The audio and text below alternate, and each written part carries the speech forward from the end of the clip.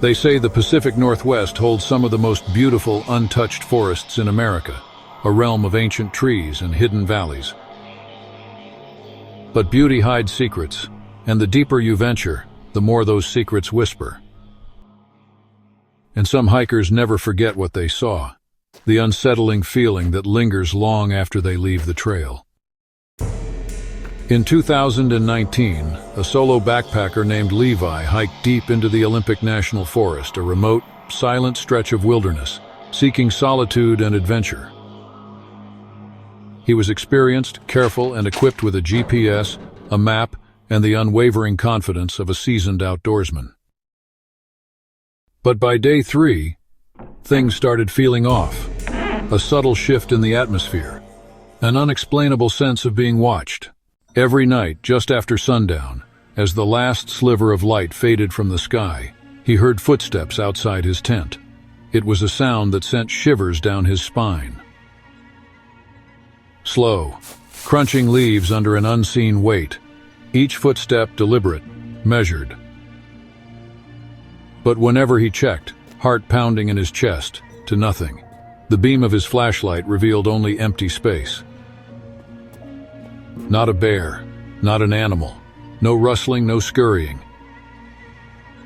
Just silence, an unnatural, heavy silence that pressed in on him. On the 4th night, sleep eluded him, and he woke up to whispers. Human voices, but distorted, low, muttering words he couldn't understand, a language unknown. He froze, every muscle tense, breath held captive in his lungs. Then, driven by a morbid curiosity and a sliver of hope, he unzipped the tent slightly to peek. And what he saw in that brief, terrifying glimpse still haunts him, a nightmare etched into his memory. 10 feet away, a pale figure crouched in the dark. Not walking, not moving, just staring. Its limbs were too long, its face blank. And the whispering? It was coming from behind him now. He bolted from the tent and ran through the trees barefoot for over a mile, until he reached a ranger station just after sunrise. When the rangers went back with him to investigate the scene, they found his tent completely shredded, a scene of utter devastation. It was clear something significant had occurred. The damage wasn't just random tearing. It wasn't torn by claws or any animal attack, but as if meticulously cut, almost surgically, with long, precise fingers. They told him with a knowing look that it wasn't the first time someone had seen the Watcher lurking in that area.